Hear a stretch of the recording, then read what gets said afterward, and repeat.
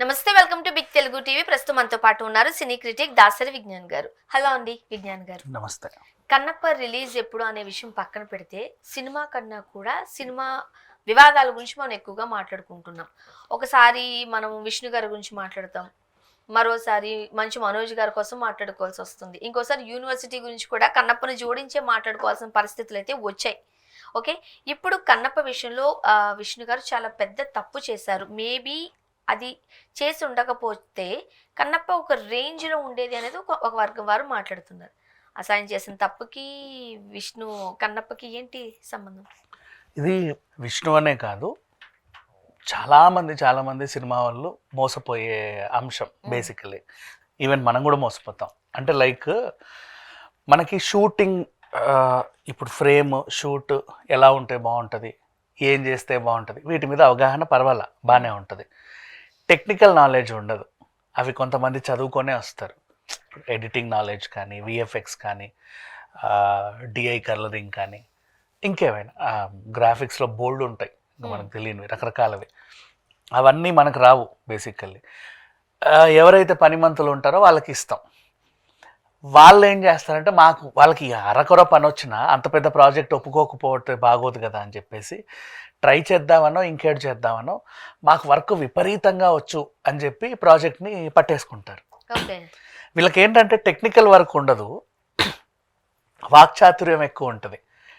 ఈజీగా అట్రాక్ట్ చేసేసి ప్రాజెక్ట్ని గ్రాబ్ చేసేసుకుంటారు. కానీ అలాంటి దాంట్లో మీరు నేను మోసపోయామంటే కరెక్టే, మోసపోతాం. కానీ పెద్దోళ్ళు వర్క్ చూసు కదా, 100% చూస్తారు, మా అవుట్పుట్ చూస్తారు. కాకపోతే వీళ్ళు ఏం చేస్తారు చెప్పనా, ఇప్పుడు editor so and so, editor Dasari Vignan, నీ సినిమా ఒప్పేసుకున్నా, నీతో పాటు నేను 10 సినిమాలు ఒప్పుకున్నా, అన్నిటిని నేనే చేయను ఎడిటింగ్, కింద టీంని బట్టి చేపిస్తా. అర్థమైందా? ఇప్పుడు నేను పనిమంతున్నా, నన్ను చూసే నువ్వు ఇచ్చావు.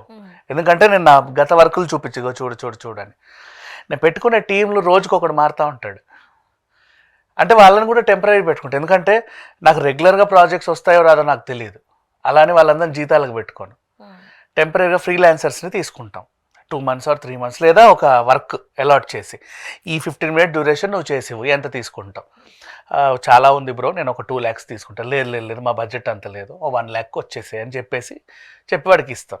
ఇప్పుడు వీడొక అవుట్పుట్, వీడో 15 నిమిషాలు, వాడొక 20 నిమిషాలు, వీడొక అరగంట, అవన్నీ అతికేసేసరికి మధ్యలో ఏవో తేడాలు కొడతా ఉంటాయి. మళ్ళీ దీన్ని నేనేం చేయలేను. ఎందుకంటే ఇదంతా మళ్ళీ చేయాలి అంటే నేను నీకు ఎన్ని రోజుల్లో ఇస్తా అని చెప్పా? 30 రోజుల్లో ఇస్తాను. నేను దీన్ని ఏ ఒకటి మళ్ళీ ముట్టాలన్నా మళ్ళీ 30 రోజులు పడుతుంది. 30 daysలో నీకు ఒప్పుకున్నా కదా, ఖచ్చితంగా అవుట్పుట్ తీసి మొహాన్ని కొట్టేస్తా. నా మీద నమ్మకంతో నువ్వు బాగానే ఇచ్చి ఉండొచ్చులే, ఎందుకంటే ఇన్ని చేశాడు, నా పాత సినిమాలు 3 చేశాడు, మా నాన్న సినిమాలు చేశాడు, మా ఫ్రెండ్ సినిమాలు చేశాడు, అబ్బా బాగా తెలిసినోడు, ఏమైంది, బాగానే ఇచ్చుంటాడు. 4-5 రషెస్ చూపిస్తా బ్రో, రండి అని చెప్పు 4-5 రషలు చూపిస్తూ ఉంటాడు. ఆ కన్విన్సింగ్లో కూర్చోబెట్టి కన్విన్స్ చేసేస్తూ ఉంటారు. ఇది కొంచెం అట్లా కాదు, అది అట్లాగే ఉండాలి, ఇది అని ఏదో చెప్పేస్తారు. ఆ మూడ్లో మనకేంటంటే ఏదో కరెక్టేనేమో అనిపిస్తుంది. అంటే చూసిందే మళ్ళీ చూసి ఇక్కడ మనం ఫస్ట్ టైం ఆడియన్స్ చూసినప్పుడు ఏంటిది అంటారు. వీడు రోజు అదే చూస్తూ ఉంటాడు కాబట్టి ఇంకొంచెం బెటర్మెంట్ అంటే ఇట్లా చేసాం, ఇలా ఓకేలే పర్లేదు బాగానే ఉంది, కన్విన్స్ అయిపోతారు. ఇక ఆ టైంలో ఇప్పుడు జనాలకు వదిలితేనేమో రకరకాల కామెంట్లే. నిన్న వార్ 2 టీజర్ వస్తే ఎలా అన్నారు, ఆ గ్రాఫిక్స్ ఏంటి ఇలా ఉంది. టైగర్ నాగేశ్వరరావు వచ్చినప్పుడు కూడా అలాగే, ఈ గ్రాఫిక్స్ ఏంటి ఇట్లా ఉంది. యాక్చువల్గా టైగర్ నాగేశ్వరరావు దానివల్లే ఫ్లాప్ అయిందని కూడా అన్నారు. కానీ నిజంగా అది ఆ మాత్రం చేయడమే చాలా గ్రేట్, తెలుసు. ఎవరు చేయలేరు, ఎందుకంటే రన్నింగ్ ట్రైన్ నుంచి ఇలా కొట్టి రియల్ స్టంట్స్ చేయలేరు, దాన్ని ఖచ్చితంగా గ్రాఫిక్కే చెయ్యాలి. కానీ ఆ గ్రాఫిక్ చేయాలంటే ఇంకా బెటర్మెంట్ కావాలంటే డబ్బులు ఎక్కువ. అంటే ఇప్పుడు సినిమా బడ్జెట్ కూడా ఒకటి మైండ్లో పెట్టుకో, 50 కోట్లు బడ్జెట్. 50 కోట్లో నీకు ఆ గ్రాఫిక్ కావాలంటే అది అంతే వస్తుంది. నువ్వు 150 కోట్లు బడ్జెట్ పెట్టుకున్నావు అనుకో, బెటర్మెంట్ ఇంకో ముంబైకో లేకపోతే ఇంకెక్కడికో ఉక్రెయిన్కో లేకపోతే కొరియాకో పోయి చేయించుకొని రావచ్చు, తప్పులా. మన 150 CR బడ్జెట్ దీనికే అయిపోతుంది. మళ్ళీ అది మనం రికవర్ చేసుకుంటామో లేదా తెలియదు. అందుకని చెప్పి కన్విన్స్ అయిపోతారు ఇక్కడ. వీడి చేతే మంచిగా చేయించుకుందాం అనుకుంటారు, కానీ వాళ్ళు చేయలేరు. కాకపోతే ఏంటంటే వాళ్ళు పని వచ్చని వాళ్ళు అనుకుంటారు చాలామంది. పర్టికులర్గా ప్రయోగాలు మన మీదే చేస్తూ ఉంటారు. బోల్డ్ అని ప్రయోగాలు, ఒకటి కాదు రెండు కాదు. ఇది ఇలా ఉంటే బాగుండు, అలా ఉంటే. కొంతమందికి కొత్త కొత్త ఆలోచనలు వస్తాయి, ఇది ఇట్లాగే ఎందుకు ఉండాలి, వెరైటీగా కూడా ఉండొచ్చు కదా అని. వాళ్ళకి ఎలా కావాలో అలా ఇచ్చే వాళ్ళు కొంతమంది ఉంటారు, సొంత తెలివితేటలు పెట్టే వాళ్ళు కొంతమంది. అంటే ఇంప్రెషన్ కోసం, ఇంకా బాగా చేస్తే నన్ను మెచ్చుకుంటారేమో. కానీ అక్కడ సినిమా కథ బోల్తా పడుద్ది. ఇవన్నీ వీళ్ళకి తెలియదు. కానీ యాక్చువల్గా ఒక అంటే మీరు అన్నట్టు ఆ టీంతో పాటు ఆ లీడ్ ఎవరైతే ఉన్నారో వాళ్ళు అలానే చేపించుకుంటారు. అది ఎక్స్పీరియన్స్ త్రూ అర్థమైపోతుంది వాళ్ళకి. వీళ్ళు రానో రష్ చూస్తారు, ఒక అవగాహన ఇచ్చేస్తారు. టీం కూడా ఇప్పుడు మీ టీం వాళ్ళే ఉంటారు కాబట్టి వీళ్ళకి ఒక ఐడియా వచ్చేస్తుంది. దట్టు ఇన్ని కోట్లు పెట్టిన విష్ణు గారు అసలు ఆలోచించుకోకుండా చూసుకోకుండా ఉంటారా? ఆలోచించాడు, ఒక ఫింగర్ పెట్టి దగ్గరుండి చూసుకునే అంత జాగ్రత్త తీసుకుంటారు. చూశాడు, తీసుకున్నారు, అంతా అయిపోయింది. ఒక రిలీజ్ డేట్ అనౌన్స్ చేశాడు. తీరా వచ్చి కూర్చున్న తర్వాత ఏం అర్థం కాల. మళ్ళీ ఇదంతా ఇంకొకరికి పని చెప్పాలంటే మళ్ళీ 3 నెలలు టైం పడుతుంది. ఇంకొకరికి ఇచ్చుకొని ఇంకో రిలీజ్ డేట్ పెట్టుకున్నాడు. ఇప్పుడు వీళ్ళైనా సరిగ్గా చేస్తే బెటర్, లేదా మళ్ళీ వాయిదా పడుద్ది. ఇట్లా ఉంటుంది. ఎప్పుడు టెక్నికల్ మనకు రాని వర్క్స్ అవన్నీ ఎవరో ఎక్కడో నేర్చుకుంటారు, వాళ్ళ చేతే చేయించుకోవాలి చచ్చినట్టు కూడా. ఎందుకంటే మనకు రావు కదా అవన్నీ. సో మనం చెప్పినట్టు అవతలోడు చేసేవాడు ఉండాలి. ఇలా చాలామంది ఇప్పుడు రాజమౌళి లాంటి వాళ్ళు ఏం చేస్తారంటే కాంప్రమైజ్ అవ్వకుండా 3 ఏళ్ళైనా పర్లేదని ఎక్కడెక్కడికో వెళ్ళి చేయించుకుంటారు. అంటే ఆ బడ్జెట్ వాళ్ళు మళ్ళీ రికవర్ చేసుకోగలమన్న కాన్ఫిడెంట్ వాళ్ళకు ఉంటుంది. ఆ హీరో మీద అంత మార్కెట్ ఉంటుంది. వీళ్ళకి ఏంటంటే ఆ హీరో మీద అంత మార్కెట్ ఉండదు, అంత బడ్జెట్ పెట్టలేరు.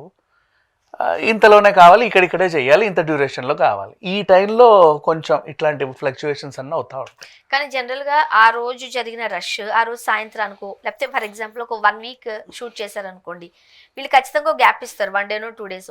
ఆ టైంలో డైరెక్టర్ ఈ రష్ అంతా చూసుకుంటారు, విత్ ఎడిటింగ్ ఎవరైతే చేస్తున్నారో వాళ్ళని కూర్చోబెట్టుకుని అని కూడా అంటూ ఉంటారుగా. వాళ్ళకి బాగానే ఉందని అనిపిస్తుంది. ఆ రా చేసేటప్పుడు ఇది ఎక్కడ ఇది ఎక్కడ ఇది ఎక్కడ అని ఈ గైడ్ లైన్స్ అన్ని కూడా డైరెక్టర్ ఇచ్చేస్తారుగా. ఇస్తారు, వాళ్ళకి అది బాగున్నట్టే అనిపిస్తుంది. ఒక్కసారి జనాల్లో వదిలిన తర్వాత అప్పుడు మిశ్రమ స్పందనలు వస్తూ ఉంటాయి. మేజర్ పార్ట్ వాళ్ళు చూసి కొంతమంది కామెంట్లు పెడతారు, ఇది ఇలా ఉంది అలా ఉందని. మళ్ళీ దాని దగ్గరికి వెళ్ళి అవును కదా ఇలా ఉంది కదా, కరెక్ట్ చేసుకుంటే ఎలా, మళ్ళీ కరెక్ట్ చేయాలంటే మళ్ళీ డబ్బులు ఎక్కువ. అలాగే వదిలితే అవి ఆ కామెంట్ అలాగే కొనసాగుతూ ఉంటుంది రిలీజ్ వరకు. ఇది వీళ్ళకి వచ్చే ప్రాబ్లమ్. నాకు తెలిసి ఇప్పుడు రాజమౌళి గారికి ఈ కథ మీద, ఈ ఎడిటింగ్ మీద, ఈ సీన్ మీద చాలా కాన్ఫిడెంట్ గా ఉంటుంది. అయ్యో వాళ్ళు ముందు బొమ్మలు వేసుకొని తర్వాత షూట్కి వెళ్తారు కదా, అంటే ఒక క్లారిటీ ఉంటుంది వాళ్ళకి. ఇది కన్నప్ప డైరెక్టర్ కాస్త మిస్ అయ్యారు అనుకోవచ్చా? లే, ఆయన ఇప్పుడు ఆయన బాలీవుడ్ టీవీ సీరియల్ చేసిన ఆయన, మహాభారతం టీవీ సీరియల్ చేసిన ఆయనే. తన వ్యూ, తన విజన్ వేరే ఉంటుంది కదా. తెలుగు ప్రేక్షకులకి వచ్చి ఇప్పుడు ఆదిపురుష్ కూడా హిందీ డైరెక్టరే, మనకు ఆ ఫ్లేవర్ అసలు నచ్చలా. ఇప్పుడు కన్నప్ప హిందీ డైరెక్టర్ అయినప్పటికీ ఆయన వ్యూ ఏదో ఉంటుంది. కాకపోతే కథా కథనాలన్నీ వీళ్ళే అందించారు, డైలాగ్స్ అన్నీ ఇక్కడవే, స్క్రీన్ ప్లే అంతా వీళ్ళే. ఇంకా విష్ణు దగ్గరుండి మొత్తం చూసుకున్నాడు. సో ఎక్కడో సంథింగ్ చిన్న చిన్న ఉంటాయి, అది ప్రతి కథకి ఉంటుంది. మరి వీళ్ళకి ఎందుకో ఆ రషెస్ బాగా అనిపించక మేము చేసిన పెద్ద తప్పు ఏంటంటే వాడిని నమ్మడం. సరే పోన్లే, ఇంకొకరికి ఇచ్చుకున్నాము, ఇప్పుడు ఇంకొంచెం టైం పడుతుంది, ఖచ్చితంగా June 27కి ఏదో రిలీజ్ చేద్దాం అనుకుంటున్నారు, చేస్తారు. ఇప్పుడు ఎడిటింగ్ ఎప్పుడు కావాలి దానికి? ఇప్పుడు ఎడిటింగ్ అంతా రష్ అయితేనే కదా దానికి బీజిఎం యాడ్ చేసుకోవాలి. ఆ తర్వాత కదా పాటలు ఎక్కడెక్కడ పెట్టాలి, ఎక్కడెక్కడ పెట్టాలని అతికించాలి. సో ఇవన్నీ చూస్తే మనకు రిలీజ్ విఎఫ్ఎక్స్ వర్క్ అంట కొంచెం ఏదో తేడా కొట్టింది. ఓకే, అంటే ఇప్పుడు దేవి అమ్మోరు టైం అంటే మనకు అవి కొత్త కాబట్టి అబ్బా అంటాం. ఇప్పటికీ ఆ చేసీను ఇప్పుడు అవి చూస్తేనేమో ఒక రకంగా అనిపిస్తుంది మనకి, ఇంకా అంతకుమించి ఇంప్రూవైజ్ చూసాం కాబట్టి. సో అది కొంచెం పాత తరం లాగా వీళ్ళకి అనిపించి ఇంకా బెటర్ చేస్తే బాగుండు అనిపించింది. చూద్దాం ఏం జరుగుతుంది. Thank you so much.